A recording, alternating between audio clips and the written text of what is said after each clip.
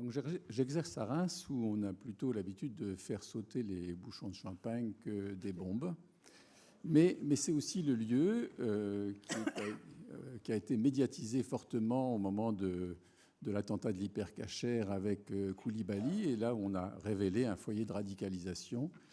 Et comme on le sait, quand il y a un foyer comme ça, à la fois c'est pour nous une forme de sidération, mais aussi c'est pour un certain nombre, on pourrait dire, un aspirateur à fantasmes, une façon de se projeter et finalement d'idéaliser cette situation, ce qui a posé un certain nombre de problèmes dans ce quartier de Koulibaly. J'exerce aussi comme psychiatre privé, pédopsychiatre privé, et donc avec une chance encore qui est la qualité du secret qui ne dépend que de notre éthique et non pas de directives. J'ai aussi cette chance de recevoir des jeunes patients qui sont en voie de, c'est-à-dire presque une position, presque une dimension fétale de la radicalisation. Et parfois un peu plus que ça quand même. J'exerce aussi depuis plus de 35 ans, et donc avec un constat d'une évolution de la demande, de la souffrance, de le mode d'expression de cette souffrance des adolescents. Certes, il y a toujours cette quête d'identité, d'existence, de sens de l'existence, mais qui se pose différemment, et là je ne vais pas en parler, je n'ai que 20 minutes. Donc la problématique de la radicalité, en rapport avec la radicalisation, je la pose en tout cas pour ces jeunes que je reçois, je vous donnerai 3 exemples très rapides, se pose une espèce d'équation en 4 variables et un processus d'emprise, et donc avec 2 questions qui émanent de ça. Première variable, l'adolescent en souffrance confronte à l'imprévisibilité et à la radicalité de ses passages à l'acte. Ceux-ci surviennent à des moments et dans des situations où l'adolescent se perd et donc perd son libre arbitre et sa capacité à penser. Deuxième variable, il devient ou il est la proie facile de celui qui lui offre l'exutoire violent à sa souffrance. Troisième variable, le virtuel numérique permet l'illusion d'une puissance résolutive des conflits psychiques et sociaux. Quand on est installé devant l'écran, on se projette, on peut laisser libre cours à sa violence et à sa haine. Alors on va dézinguer ses rivaux et ses aînés sans prendre le risque pour sa vie grâce au bouton reset. Quatrième variable, l'adolescent en position virtualisée n'a pas vraiment conscience des effets de sa violence et du danger de devenir une marionnette manipulée et asservie. De là, 2 inconnus et 2 questions. Que devient ce potentiel de violence impulsive s'il est surstimulé par l'offre agressive de jeux virtuels ou de propositions qui entretient l'illusion d'une toute-puissance? Et deuxième question, que devient ce potentiel de révolte violente s'il est utilisé par des malfrats, quels qu'ils soient, que ce soit des mouvements sectaires ou de ce qu'on appelle les dark games, type Blue Whale Challenge, par exemple, ou bien sûr du terrorisme. Et tous ceux qui, finalement, endoctrinent les jeunes recrues en les déchaînant, mais au sens littéral de ce terme, grâce à des défis extrêmement séduisants. 3 situations cliniques, comme je vous disais, qui sont vraiment à la naissance de ces situations, et plutôt pour à la fois définir un processus, mais surtout l'aborder dans la dimension du transfert et de la position que je suis amené à prendre, comme d'autres. Il n'y a rien d'original dans ma façon de prendre les choses, mais qui permettent d'entendre peut-être autrement. Première situation, Camille, prénom épicène, une adolescente de 14-15 ans qui vient consulter avec sa mère, visage blême, allure anorexique, et qui est dans un désarroi très profond et qui exprime des idées de néant, de néantisation et des idées de mort. Progressivement, au fil des séances, elle va décrire ce processus diabolique qui l'a conduite au bord du départ en Syrie avec son tuteur-recruteur, je l'appelais comme ça, à défaut d'autre chose, Internet. Le processus d'emprise est très classique. Première étape, je t'écoute, je te comprends, j'ai ta réponse et tu peux me faire confiance, je ne suis pas comme les autres, moi je ne te veux que du bien. Puis après la phase de séduction vient celle de la suggestion hypnotique, mais tu dois me faire confiance et suivre mes prescriptions. Là, ça pourrait ressembler à ce que nous faisons, nous, en tant que psychiatres aussi.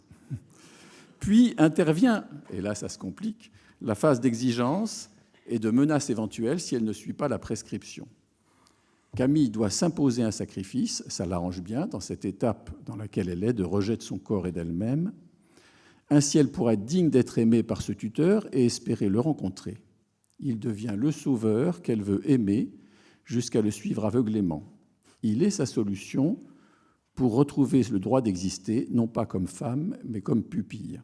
Ça, c'est au moment où leur échange se passe par Internet. Puis, donc Camille entre dans une phase ascétique de renoncement et de prière, puis rencontre celui qu'elle croit aimer. Là, ça se complique. Il lui annonce qu'ils vont bientôt partir, et c'est là, par son effroi, qu'elle se dévoile, sans le vouloir, à sa mère. Seulement, ce qui est intéressant, et on l'a vu avec d'autres situations cliniques passionnantes tout à l'heure, c'est que c'est toujours plus compliqué que ça. Et que finalement, l'histoire, elle commence à 11 ans, à l'âge de 11 ans, quand Camille craint d'être homosexuelle. Et pire, elle se demande si elle ne pourrait pas être un garçon, ou si elle n'est pas un garçon. Et c'est ainsi qu'elle l'exprime, et c'est ce qui l'a conduit à aller sur à la fois des sites Internet de médecine et des sites LGBT.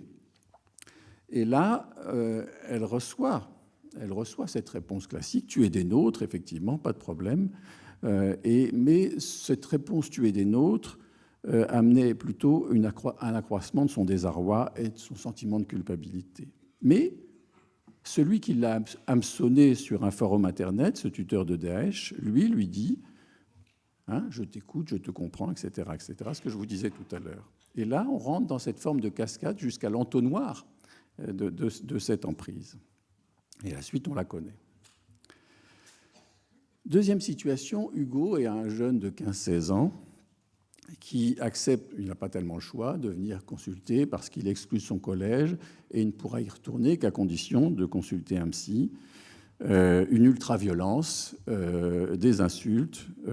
Il a cassé le bras à une de ses camarades, qui n'est pas une camarade. Il a défoncé le portrait avec des points de suture à un autre. Il a insulté et bousculé des conseillers d'éducation, etc., etc.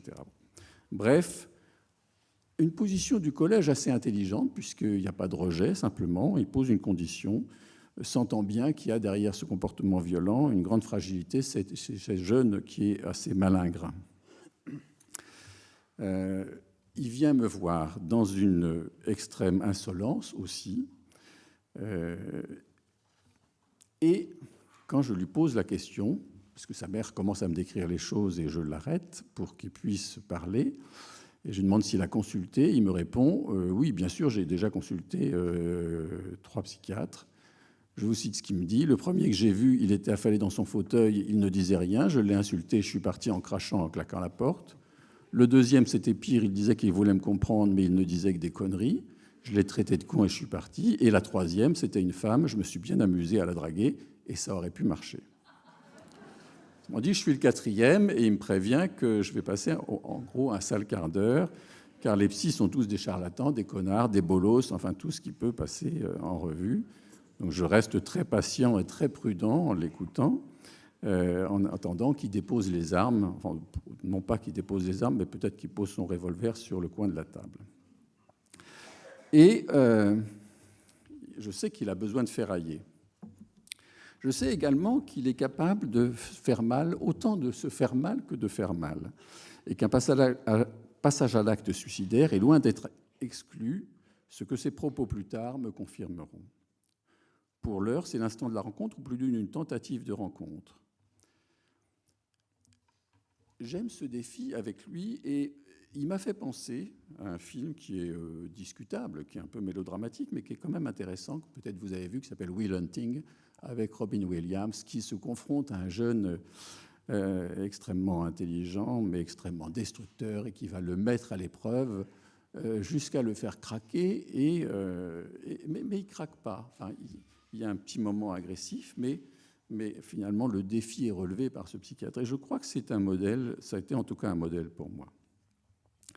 Et le critère que j'ai par rapport à ça, c'est-à-dire cette patience finalement, et de pouvoir écouter ces propos de petits nasillons, ces propos qui sont extrêmement difficiles, et vous en avez tous l'expérience, quand on entend des choses extrêmement violentes, destructrices, c'est quand même assez éprouvant.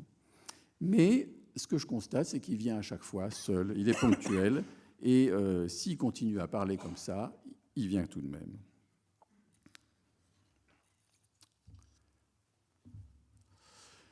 Alors, à un moment donné, je lui pose cette question, qui est quasiment une question philosophique pour lui. Mais dis-moi, pourquoi devrait-on penser comme tu le fais? Ça sert à quoi et à qui? Et c'est une façon d'approcher de façon un peu centripète, finalement, progressivement vers Hugo. Ça marche assez bien. Ses propos s'ouvrent sur les confidences de mal-aimé, d'échecs auprès des filles, du sentiment d'avoir toujours été incompris, même de la part de ses parents. Il alterne ses confidences avec des déclarations d'extermination et de torture exprimées avec une jouissance manifeste. Puis Hugo en vient à me confier qu'il surfe depuis quelque temps sur les sites ultra-violents, particulièrement ceux en lien avec Daesh. Il me dit avec un rire qu'il a bien l'intention de rejoindre Daesh, ce qui confirme les propos très inquiets de ses parents. Il dialogue souvent avec un tuteur qui l'encourage à exprimer sa rage et qui lui donne raison, c'est-à-dire qu'effectivement, il va tout à fait dans son sens. Ils se comprennent, du moins Hugo le pense. Cela confirme mon impression du début, ce serait un bon candidat pour Daesh. Et plus nous approchons de l'intime, plus Hugo redouble de violence, mais en même temps, dans sa vie relationnelle et au collège, puisqu'il a été réintégré au collège, il se comporte de façon un peu plus respectueuse du cadre et de l'autre. À l'approche du rendez-vous chez le juge pour les agissements violents et les condamnations qui vont suivre, il sent que son système de défense le conduit à un exil social encore plus grand et avoue qu'il ne veut pas causer plus de problèmes à ses parents, même si ça ne leur ferait pas de mal, ils l'ont bien mérité, mais c'est quand même mes parents. Et pour la première fois, Hugo s'adoucit et vient à me poser des questions. Vous avez des enfants, ils ont quel âge? Qu'est-ce qu'ils font dans la vie? Ils ont fait des conneries, et vous, etc. Je réponds en partie à ces questions, bien sûr, mais j'y réponds quand même. Et cet échange lui permet de se sentir un peu plus en sécurité. Je passe sur la suite. Donc après, c'est une situation classique de psychothérapie dans laquelle il va exprimer un certain nombre de choses. Mais ce qu'il m'exprime à ce moment-là est vraiment important, c'est que cet enfant malingre, depuis la maternelle primaire, non seulement vit des déménagements fréquents parce que son père travaille en tant que militaire et donc se déplace régulièrement, mais à chaque fois, il vit des situations de ce qu'on appelle maintenant de harcèlement, par rapport à sa petite taille, par rapport à son côté malingre. Et la seule réponse qu'il a trouvée à ça, c'est la réponse qui finalement amène une exclusion de plus en plus forte, c'est celle d'une violence.